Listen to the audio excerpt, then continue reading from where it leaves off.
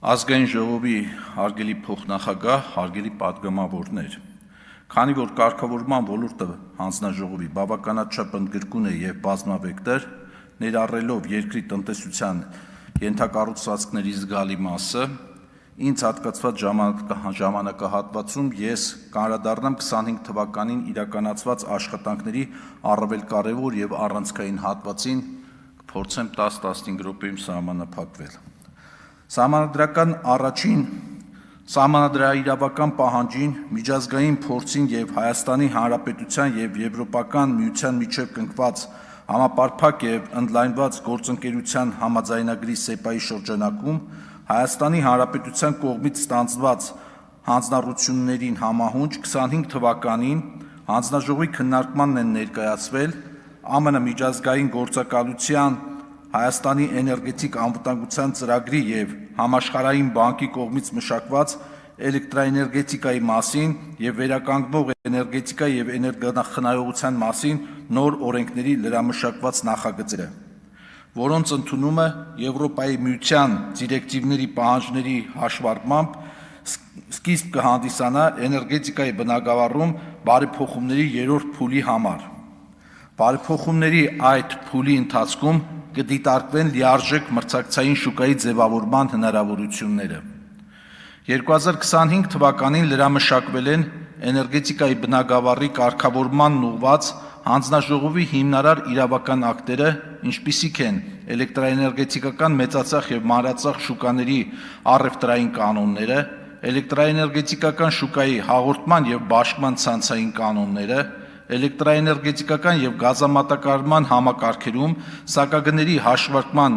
մեթոդիկաները, էներգետիկայի բնագավառում գործունեության լիցենզավորման կարգը, հանձնաժողովի կարգավորման դաշտում գործող հանրային կազմակերպությունների գնումների նկատմամբ պահանջները եւ այլն։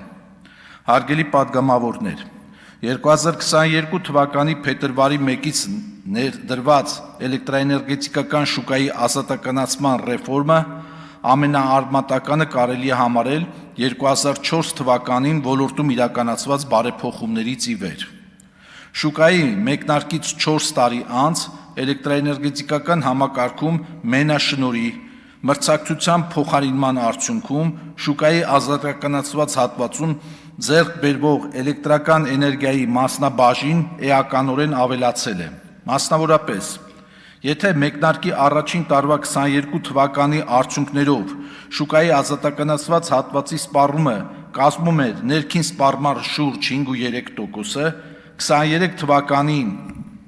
արդյունքներով 20.1%, 24 թվականի արդյունքներով 27.8%, ապա 25 թվականի արդյունքներով այն արդեն կազմել է 33.2%։ 25 թվականի ընթացքում էլեկտրաէներգետիկական համակարգի 6-10 կՎտ լարման սպառողները շուրջ 474.5 միլիոն կՎտ սպառման ծավալով մուտք են գործել ազատական շուկա։ Պետության կողմից տրամադրվող երաշխիքից հրաժարվելու եւ ամբողջությամբ մրցակցային տիրույթում գործելու պայմանով 25 թվականի արդյունքներով հանձնաժողովի կողմից լիցենզավորվել են 21 տնտեսվարողներ, որոնց ներդրումն էլեկտրաէներգետիկական համակարգում կազմելու է շուրջ 14 միլիարդ դրամ։ Հաշվի առնելով գազամատակարարման համակարգում սակագների հաշվարկման մեթոդիկայի պահանջները, գազամատակարարման համակարգի ընկերությունների տնտեսական գործունեության արդյունքների վրա ազդող գործոնների փոփոխությունները 25 թվականին վերանայվել են բնական գազի փոխադրման, գազամատակարարման համակարգի օպերատորի ծառայության մատուցման եւ բնական գազի բաշխման սակագները։ Միևնույն ժամանակ սպառողներին վաճառվող բնական գազի սակագների փոփոխության անհրաժեշտություն չի առաջացել եւ դրանք մնացել են անփոփոխ։ Հաշվի առնելով էլեկտրաէներգետիկական համակարգում գործող ընկերությունների սակագների հաշվարկման մեթոդիկան, պետություն մասնավոր գործընկերության պայմանագրերի ու լիցենզիաների պայմանների դրույթները 2026 թվականի փետրվարի 1-ից մինչև 27 թվականի հունվարի 31-ն ընկած ժամանակահատվածի համար կանխատեսվող էլեկտրական էներգիայի արտադրության, ներկրման եւ արտահանման հաշվեկշիռը Կառավարության երաշխիքով ստացված արտոնյալ վարկերի մարման և սպասարկման ծախսերի իրականացման ժամանակացույցերը, արտարժույթի փոխարժեքների փոփոխությունները, 2025 թվականին իրականացված կապիտալ ներդրումների փոխհատուցման անհրաժեշտությունը և էլեկտրաէներգետիկական համակարգում գործող ընկերությունների ֆինանսատնտեսական գործունեության վրա ազդող մի շարք այլ գործոնների փոփոխությունները, հանձնաժողովը 2025 թվականի տարեվերջին վերահաշվարկել է սակագնային կարգավորման ենթակա արտադրող խոշոր կայաններից առաքվող էլեկտրական էներգիայի հզորության ծառայությունների մատուցողների կողմից մատուցվող էլեկտրական էներգիայի հաղորդման, էլեկտրաէներգետիկական համակարգի օպերատորի, շուկայի օպերատորի, էլեկտրական էներգիայի հաշվեկշռման ծառայությունների սակագները, հաշվեկշռման և հաճախականության կարգավորման նպատակով երկրորդային և երրորդային պահուստի ապահովման վճարները, Հայաստանի էլեկտրական ցանցեր Փակ բաժնետիրական ընկերության սակագնային մարժան և վերջինիս կողմից էլեկտրական էներգիայի բաշխման ծառայությունների մատուցման սակագները։ Այստեղ ևս էլեկտրաէներգետիկական համակարգի սակագների վերանայման արդյունքում սպառողներին վաճառվող էլեկտրական էներգիայի սակագների վերանայման անհրաժեշտություն չի առաջացել և դրանք մնացել են անփոփոխ։ 25 թվականի ընթացքում հանձնաժողովի հետ համաձայնեցված ներդրումային ծրագրերի շրջանակում էներգետիկ ենթակառուցվածքներում ներդրումներ են իրականացրել Հայաստանի էլեկտրական ցանցեր, Գազպրոմ Արմենիա, Contour Global Hydrocascade, Միջազգային էներգետիկ կորպորացիա, Հաշվարկային կենտրոն, Հայկական ատոմային էլեկտրակայան, Բարձրավոլտ էլեկտրացանցեր, Երևանի ջերմաէլեկտրակենտրոն և էլեկտրաէներգետիկական համակարգի օպերատոր Փակ բաժնետիրական ընկերությունները։ Կարգավորվող ընկերությունների կողմից իրականացված ներդրումային ծրագրերի շրջանակում 2025 թվականին ավարտված և շահագործման հանձնված ներդրումային ծավալը կազմել է շուրջ 52 միլիարդ դրամ։ Բացի այդ, Հայկական ատոմային էլեկտրակայան և Բարձրավոլտ էլեկտրացանցեր Փակ բաժնետիրական ընկերությունները ներդրումներ են իրականացրել նաև Հայաստանի Հանրապետության կառավարությունից կամ վերջինիս երաշխիքով միջազգային ֆինանսական կառույցներից ստացված վարկային ծրագրերի շրջանակում։ Հարգելի պատգամավորներ, վերականգնվող էներգետիկայի զարգացումը և դրա միջոցով հանրապետությունում էներգետիկ անկախության ամրապնդումը մշտապես եղել է հանձնաժողովի գործունեության առանցքում։ 25 թվականի դեկտեմբերի 31-ի դրությամբ հանրապետությունում գործել են 191 հիդրոէլեկտրոկայաններ, ևս 20-ը գտնվել են կառուցման փուլում։ Գործող փոքր հիդրոէլեկտրոկայանների գումարային հզորությունը կազմել է 403 մեգավատ, իսկ կառուցվող փոքր հիդրոէլեկտրոկայաններինը 38 մեգավատ։ Արևային էներգետիկայի մասով հանրապետությունում գործել են 100 արևային էլեկտրակայաններ, ևս 42-ը գտնվել են կառուցման փուլում։ Գործող արևային էլեկտրակայանների գումարային հզորությունը կազմել է 448 մեգավատ, իսկ կառուցվող արևային էլեկտրակայաններինը 183 մեգավատ։ Հողմային էլեկտրակայանների մասով հանրապետությունում գործել են 4 հողմային էլեկտրակայաններ, ևս մեկը գտնվել է կառուցման փուլում։ Գործող հողմային էլեկտրակայանների գումարային հզորությունը կազմել է 4.2 մեգավատ, իսկ կառուցվող հողմային էլեկտրակայանի հզորությունը 3.9 մեգավատ։ Հարկ է նշել սակայն, որ վերը թվարկված ցուցանիշները վերաբերվում էին էլեկտրական էներգիայի լիցենզավորված արտադրությանը, իսկ վերականգնվող էներգետիկայի զարգացման և էներգետիկ անկախության ապահովման համատեքստում տարեցտարի ավելի նշանակալի է դառնում նաև ինքնավար էներգաարտադրության դերը հանրապետությունում։ 2025 թվականի տարեվերջի դրությամբ բաշխման ցանցին միացված ինքնավար էներգաարտադրողների քանակը գերազանցել է 50 հազարը, իսկ վերջիններիս համակարգերի ընդհանուր հզորությունը գերազանցել է 640 մեգավատը։ Այս պահի դրությամբ այդ ցուցանիշը արդեն հասնում է 700 մեգավատի։ Հարգելի պատգամավորներ, Veolia ջուր Փակ բաժնետիրական ընկերության կողմից մատուցվող խմելու ջրի մատակարարման և ջրահեռացման ծառայությունների սակագների ճշգրտման մեխանիզմների համաձայն սակագները յուրաքանչյուր տարի ենթակա են ճշգրտման, հաշվի առնելով մանրածախ ջրամատակարարման ծավալների փոփոխությունը, սղաճը, ընկերությանը մատակարարվող էլեկտրական էներգիայի սակագների փոփոխությունը, ինչպես նաև ջրային համակարգի այլ նպատակներով օգտագործելուց և խմելու ջուրը ոռոգման նպատակով մատակարարելուց ստացվող լրացուցիչ հասույթով պայմանավորված նվազեցումը։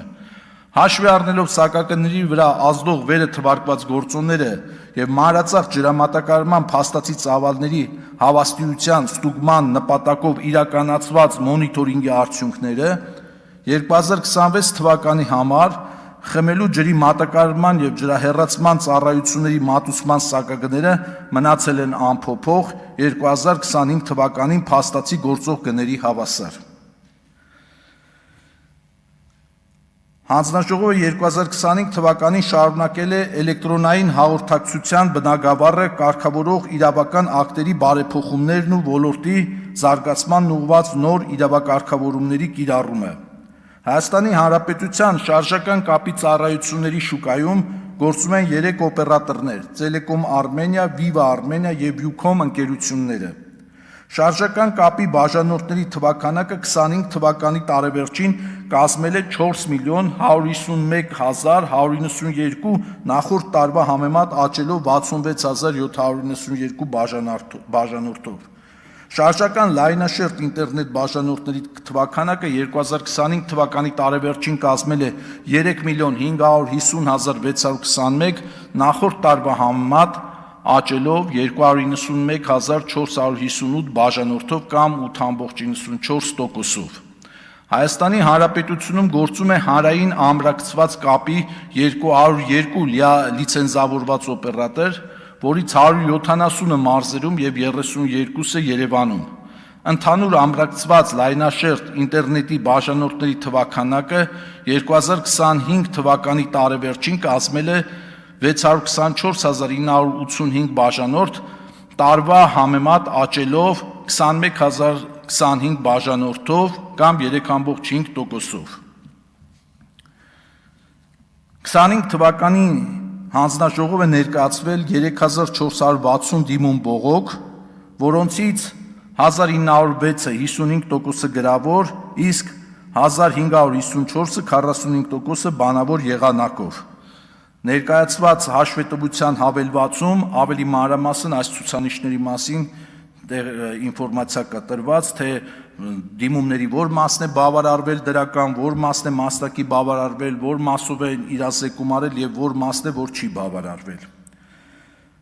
Սպառողներին առնչվող խնդիրների շարքում իր կարևորությամբ առանձնանում են կարգավորվող ընկերությունների կողմից մատուցված ծառայությունների սպասարկման որակի ցուցանիշների ապահովումը, որոնք սահմանված են հանձնաժողովի համապատասխան իրավական ակտերով։ Նշված ցուցանիշների խախտման համար 25 թվականի ընթացքում մատակարար կազմակերպությունները բաժանորդներին վճարել են դրամային հատուցումներ, մասնավորապես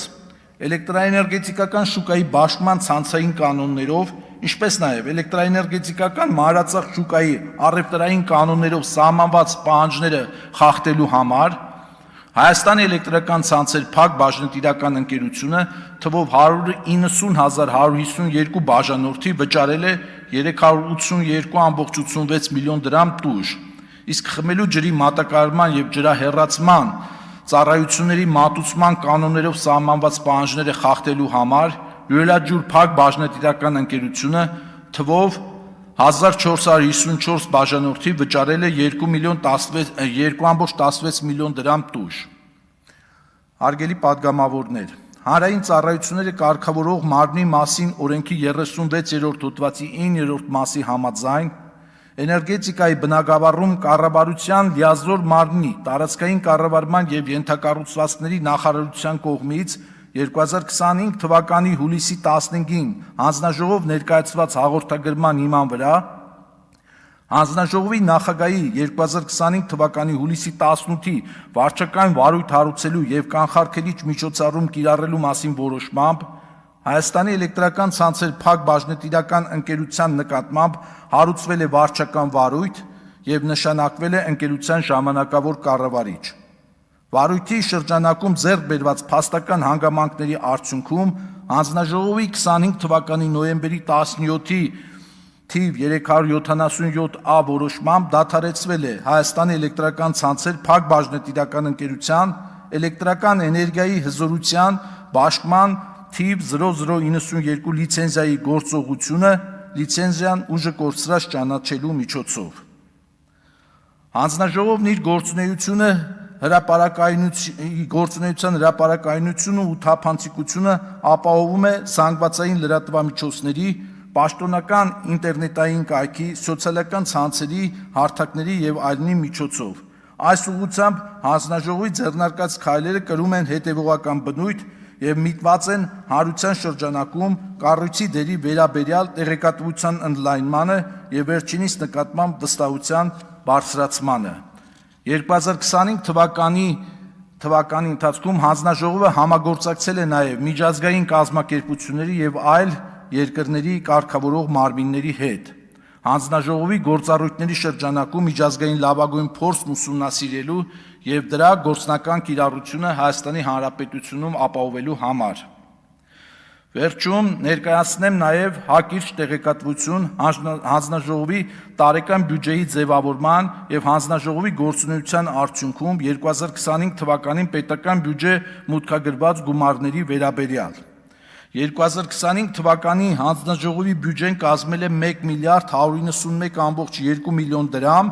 որից փաստացի ծախսվել է 1 միլիարդ 102.7 միլիոն դրամը, իսկ տարբերությունը 88.5 միլիոն դրամի չափով վերադարձվել է Հայաստանի Հանրապետության պետական բյուջե։ 2025 թվականին Հայաստանի Հանրապետության պետական բյուջե փոխանցվել է շուրջ 13 միլիարդ դրամ, որի հիմնական մասը շուրջ 9.7 միլիարդ դրամը կազմել են ռադիոհաճախականությունների օգտագործման եւ թույլտվությունների տրամադրման գծով մուտքերը։ Նշված ցուցանիշներում ներառված են նաեւ հանրային ծառայությունների ոլորտի կարգավորվող անձանցից գանձված լիցենզիայի տուրքերը 382.3 միլիոն դրամի չափով, ինչպես նաեւ հանձնաժողովի իրավական ակտերը խախտելու համար կարգավորվող անձանց կողմից 25 թվականին Հայաստանի Հանրապետության պետական բյուջե վճարված գումարները 227.4 միլիոն դրամի չափով։ Հաշվի առնելով ժամանակային սահմանափակումը թույլ տվեք այսքանով ավարտել խոսքս հանրային ծառայությունների կարգավորող հանձնաժողովի 25 թվականի գործունեության արդյունքների վերաբերյալ առավել մանրամասն տեղեկատվություն ամփոփված է հանձնաժողովի 25 թվականի գործունեության հաշվետվությամբ, որտեղ ըստ կարգավորող ոլորտների ներկայացված են վիճակագրական տվյալներ, համեմատական վերլուծություններ եւ եզրահանգումներ։ Շնորհակալություն։ Շնորհակալություն, հարցերի համար հերթագրում։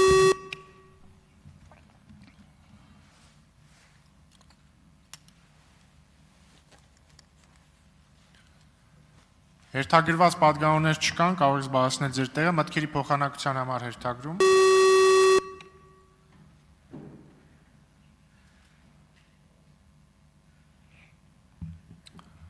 Հերթագրված պատգամավորներ չկան, պարոն Մեսրոպյան, եզրափակիչ ելույթի կարիք չեք տեսնում, հավանաբար չեք տեսնում, հարցի քննարկումն ավարտվեց։ Այժմ քննարկում ենք մրցակցության եւ Սպառողների շահերի պաշտպանության հանձնաժողովի 2025 թվականի գործունեության վերաբերյալ հաղորդումը, հիմնական զեկուցող մրցակցության եւ սպառողների շահերի պաշտպանության հանձնաժողովի նախագահ Գեգամ Գևորգյան, համեցեք։ Ազգային ժողովի մեծարգո փոխնախագահ, ազգային ժողովի հարգարժան պատգամավորներ, ձեզ եմ ներկայացնում մրցակցության սպառողների շահերի պաշտպանության հանձնաժողովի 2025 թվականի հաշվետվությունը։ Կարճ թվերով ներկայացնեմ, այնուհետև բովանդակություն ներկայացնեմ։ Հանձնաժողովի ինտերակտիվ կայքը այցելուների քանակը 2022-ի համեմատ 2.5 անգամ ավելացել է։ 2025 թվականի համար նշանակվել է 1 միլիարդ 940 միլիոն 322 հազար չափով տուգանք։ Պետական բյուջեով վճարված տուգանքի չափը կազմել է 1 միլիարդ 84 միլիոն 309 հազար, հիշում ենք, որ տուգանքները մուծվում են ըստ ժամանակացույցի։ Պետական մարմիններին տրված նախազգուշացումների թիվը 2025 թվականին եղել է 4, այսինքն պետական մարմինների դեմ ունեցել ենք 4 որոշում, համակենտրոնացումների թիվը եղել է աննախադեպ 25 թվականի ընթացքում 70 համակենտրոնացման թույլտվություն է եղել մեկ արգելք, ինչը նշանակում է, որ տնտեսական ակտիվությունը Հայաստանի Հանրապետություն բավականին բարձր է։ Իրավախախտման վերաբերյալ հարուցված է եղել 258 վարույթ եւ եզրափակված 265 վարույթ։ Հանձնաժողովը վերլուծում է նաև գործում է թեժգիծ, որի միջոցով բիզնեսը եւ սպառողները կարողանում իրենց հարցադրումները, բողոքներ եւ պահանջներ ուղղել հանձնաժողովին եւ այստեղ եւս էական ակտիվություն ենք նկատում։ Ընդունված որոշումները, եթե ըստ ոլորտների ներկայացնեմ, ամբարեխիղճ մրցակցության ոլորտում 159 որոշում է եղել, համակենտրոնացումների քանակը, ինչպես նշեցի, ամենաբարձրն է եղել եւ եթե գումար ենք նաեւ չարքել մեզ առանց դիմելու կատարված գործակներ, որի նկատմամբ հարուցել ենք նաեւ վարույթներ, ընդհանուր քանակը կազմում է 119։ Բանակցային ուժեղ դիրքի չարաշահում, որը նաև գյուղմթերքի վճարումների հետ կապված գործընթացներ եւ առևտրային ցանցերի կողմից մատակարարների վճարման գործընթացները իր մեջ ներառում 30 գործընթաց, 30 վարույթ եւ գերիշխող դիրքի չարաշահում 12 գործ ենք ունեցել եւ պետական մարմինների հակամրցակցային գործողություններով 7 գործ ենք ունեցել։ Հիմա ամենակարևոր մի քանի պրոցեսների մասին ներկայացնեմ։ Անցյալ տարի մենք իրականացրեցինք օրենսդրական բարեփոխում եւ ազգային ժողովի քննության ներկայացրեցինք էկոնոմիկայի նախարարության գործընկերների հետ օրենքի նախագիծ, որը ընդունվեց միջանկյալ միջոցի կիրառման մասին, ինչի էությունը կայանում էր, որ մինչեւ հանձնաժողովի ռեսուրսներով սկսի գործընթաց իրականացնել, վարչարություն իրականացնել, որը ժամանակատար գործընթաց է, հանձնաժողովը իրավասու է կիրառել միջանկյալ միջոց եւ վերականգնվել մինչեւ խախտումը եղած իրավիճակը կամ այն իրավիճակը, որ հանձնաժողովը գտնում է։ Պետք է ձեզ տեղեկացնեմ, որ նմանատիպ որոշում արդեն իսկ հանձնաժողովը կայացնել է եւ Հայաստանի Հանրապետություն գործող 3 օպերատորների եւ վճարաշվարկային կազմակերպությունների միջև արկա հակամրցակցային համաձայնության գործով հանձնաժողովը կայացրել է միջանկյալ միջոց եւ սահմանել է, որ վճարաշվարկային կազմակերպությունները պետք է շարունակեն եւ օպերատորները պետք է ընդունեն վճարաշվարկային կազմակերպության միջոցով վճարումները մինչեւ հանձնաժողովի վերջնական որոշման կայացումը։ Հանձնաժողովը նաեւ անցյալ տարի ներդրեց զգուշացման ինստիտուտ, որի էությունը կայանում է, որ եթե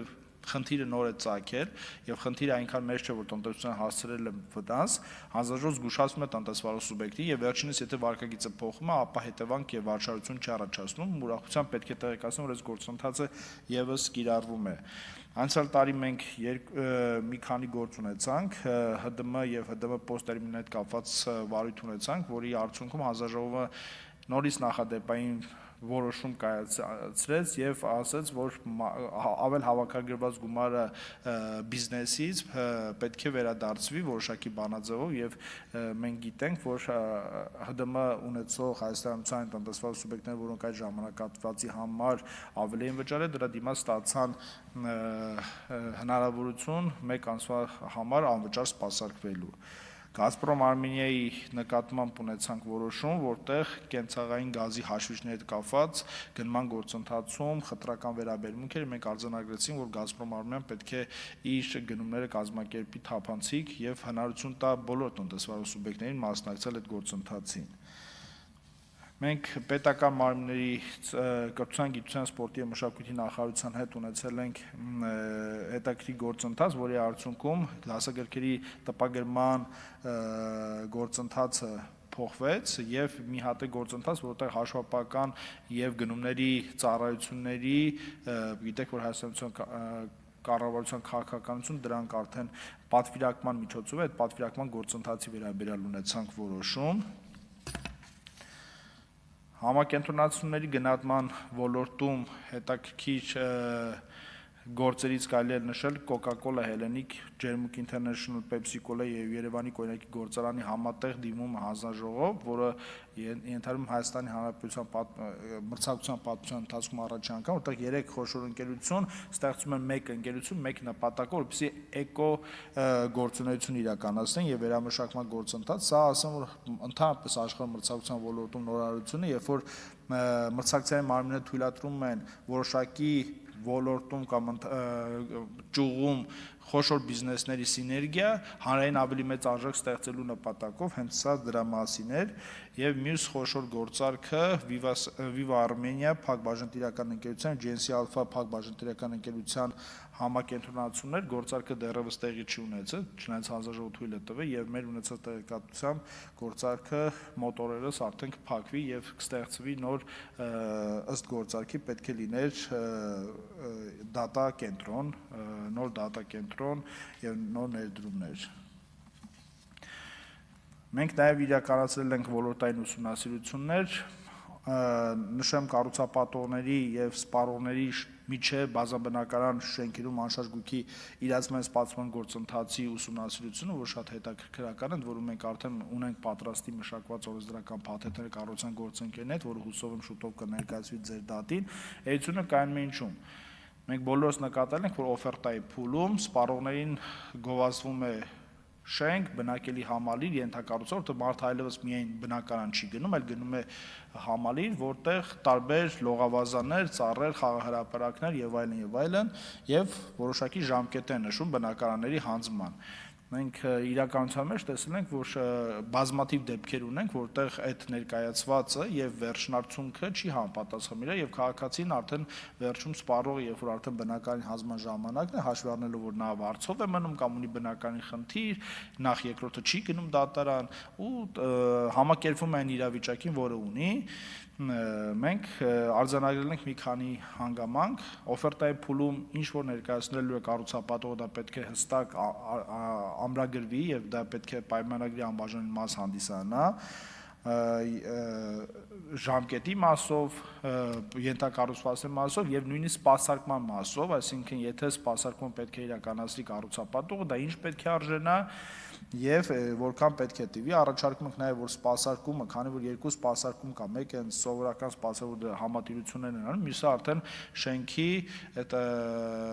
այսպես ասած կառուցապատողի 3 տարվա պարտականությունը սպասարկել ենթակառուցվածքներ։ Հիմա օրինակ նույն վերելակ երբ որ փչանում է, այստեղ շատ հաճախ վեճ է լինում, հիմա սա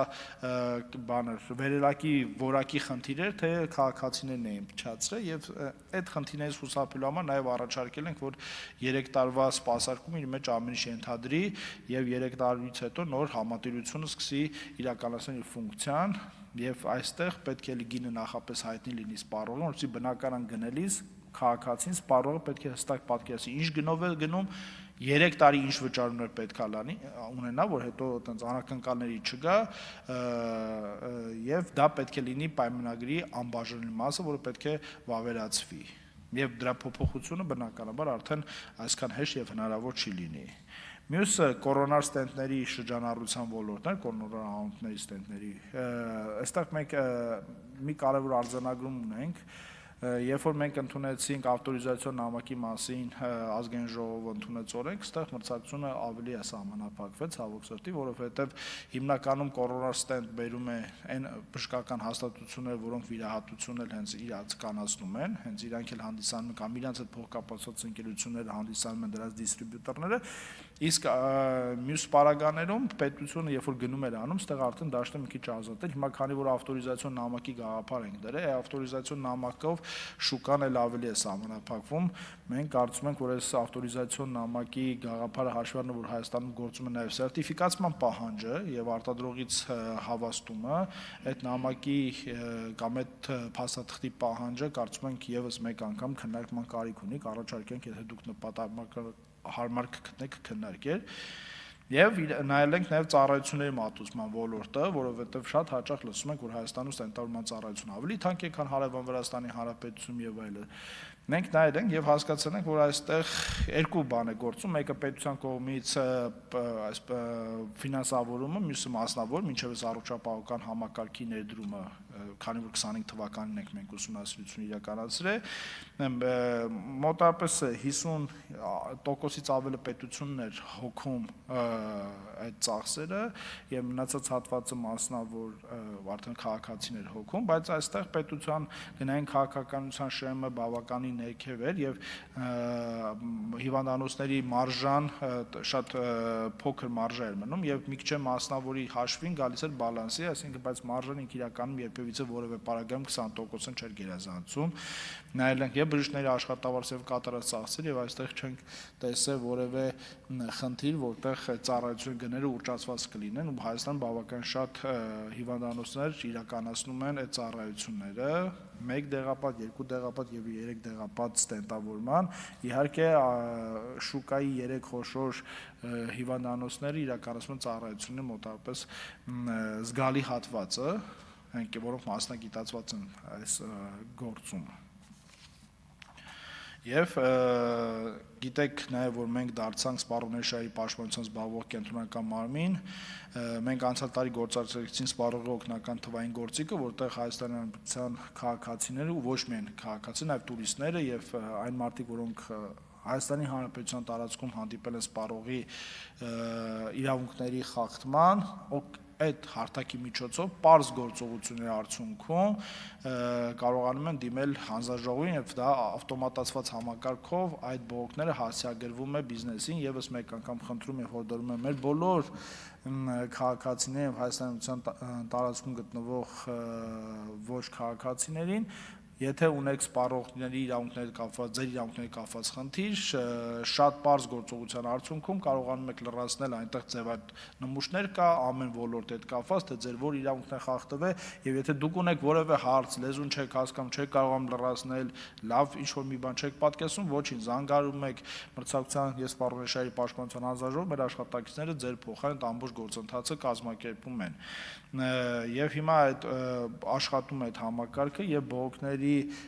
այն բողոքները, որոնք իրականում լուծման ենթակա են, այսինքն վերաբերվում են մեր ոլորտի մոտ 60-60 քանիսի տոկոս ավել տոկոս էս բիզնեսը ինքը լուծում է, մնացածին արդեն մենք ենք ընթաց տալի։ Գործընթացը sense է, եթե բիզնեսը ինքը կամովի չի լուծում, մենք ուղարկում ենք այդ ոլորտի հասարակական կազմակերպություն կամ իրավաբանական ծառայություն մատուցող կազմակերպություն, որոնք ցանկություն են հայտնել օգնել սպառողներին, եթե իրանք էլ չեն կարող լուծել, հանձնաժողովը ձեռնամուխ է լինում խնդրի լուծմանը, ամբողջ գործընթացը առաջի փուլը տևում է 14 օր, երկրորդը եւս 14 օր, մենք միջինում ամիս ու կեսվա ընթացքում սպառողների խնդիրները լուծում ենք եւ մեծ քանակի հարց փակվել է, մեր նպատակը կայանում է, որ այդ ամբողջը ավտոմատացված համակարգով աշխատի։ Եվ մի հատ էլ շատ կարևոր հանգամանք ու փորձեմ ամփոփել վիճակախաղ ինտերնետ շահումնու խաղերի ոլորտում անցյալ տարի մենք մի կարևոր որոշում կայացրեցինք եւ ուղեցույց մշակեցինք ու տուգանք նշանակվեց 1 միլիարդի կարգի տնտեսվարումների նկատմամբ, որ գիտեք գովազդը արգելված է արտաքին, բայց SMS ծառայությունների միջոցով վիճակախաղեր կազմակերպող օնլայն վիճակախաղ կազմակերպող ընկերությունները SMS-ներ են ուղարկել քաղաքացիներին, դե եթե այդ SMS-ների քանակը վերցրել են եւ հաշվել են, պարզվել է որ դա գրեթե բոլորին է ուղված, առանց հաշվի առնելու դուք քաղաքացին խաղում է, ակտիվ խաղացող է, пассив խաղացող է, ընդհանրապես գրանցված չի, եւ հիմա շատ հստակ կանոններ է դրված, թե ինչպես կարելի է ընդհանրապես ոչ թե արտաքին գովազդ, այլ նույնիսկ համակարգի մեջից գովազդ գա կամ SMS կամ L-post, դրանք բոլորը շատ պետք է նույն ճանապարհով հեշտ ապակտիվացման տեղ լինի, շատ հստակ Եթե մարդը մի տարի չի խաղում իր համակարգը ավտոմատ ապակտիվացվում է, ինքը չի կարող հետո անդադ իրանգա որ կարող է դու այսօր քո ծննդյան օրն է, կարող է փորձես միայն հաջողակ դառնալ։ Նմանատիպ բաները ամբողջությամբ սահմանափակել ենք, որը մարդկանց խաղադրույք կատարելու գրավությունը կչացնենք։ Եվ իհարկե այն մարդիկ, որոնք գիտակցաբար եւ իրենց ցանկությամբ ուզում են այդ խաղադրույքները կատարել, այստեղ արդեն իրենց խնդիրն է։ Եվ անցյալ տարի մենք երկու խոշոր միջոցառում ենք Հայաստանի Հանրապետությունում ընդունել, մեկը սպառողներով, մյուսն է մրցակցության Պարոն Գևորգյան, որ ավարտում եք։ Հա, ավարտել։ Շնորհակալ եմ, եթե հարցեր լինեն, սիրով կպատասխանեմ։ Հարցերի համար հերթագրում։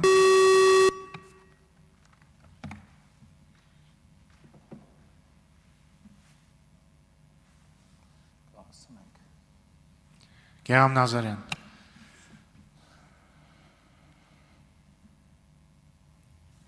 Ես ուզում եմ հարցնեմ կրկին տրանսպորտի մասին, այսինքն տաքսի ծառայություններում այդ մրցակցության մասին եւ այդ մենաշնորհների մասին։ մի անգամ մենք այս մասին խոսել ենք։ Ես ուզում եմ հասկանալ, նորմալ է, երբ որ ծառայություն մատուցողը անձրևի պատճառով գինը 4 անգամ միանգամից բարձրացնում է։ Սա ինչ որ հակատրամաբանական չէ եւ բիզնեսի համար ի վերջո մարդը երբ որ իր բյուջեն պլանավորում է, օրինակ պլանավորում է, որ այս ամիս ես տաքսու վրա պետք է ծախսեմ օրինակ 100,000 դրամ կամ 10,000 դրամ, հաշվի առնելով ինչ որ միջին գին, բայց քանի որ մենաշնոր կա, համարյա մենաշնոր, ասենք անձրևը 4 անգամ բարձրանում է գինը, չգիտեմ, սեպտեմբերի 1-ը 10 անգամ է բարձրանում։ Գիտեք, հարցը այստեղ թանկու էժանը չի, հարցը այնա մենք թույլ ենք տալիս, որ այդ, ասենք նույնը պատկերացրեք Վիվասելը որոշեր կամ Յուքոմը որոշեր, որ ժամը 4-ից 7-ը զանգերի գինը միանգամից 4 անգամ թանկանում է, կամ այդ կաբելային հեռուստացույցից օգտվելուց ժամը երեկոյան 7-ից 10-ը գները կտրուկ թանկանանում է։ Այսի ձև է, էլի, ասենք սա երբ է կարգավորվելու է սա, չգիտեմ ինչ է։ Շնորհակալ եմ, անձրևի պատճառով չի թանկանում առաջարկ պատճառքի վրա, ալգորիթմը հետևյալ ձև է աշխատում։ Ժամանակ, այն ժամանակը, որ վարորդը ծախսելու է տվյալ այծ բկետ անցնելու համար եւ կիլոմետրը։ Ենթադրում ձեր ասած անձրևի ժամանակ այծ բկետ անցնելու համար վարորդը ավելի շատ ժամանակ է կայացում եւ դրանից բացի կա գործակից, որը առաջարկ պահանջարկի հիման վրա է, առավելագույն գործակիցը մենք սահմանափակել ենք եւ սարքել ենք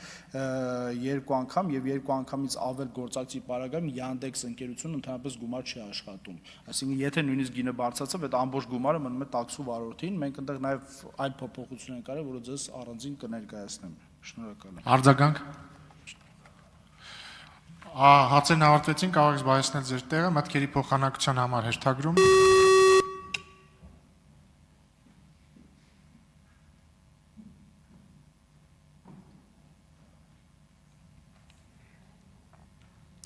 Հերթագրված պատգամավորներ չկան, պարոն, չեք ուզում։ Հարցի քննարկումն ավարտվեց, ընդմիջում 1 ժամ։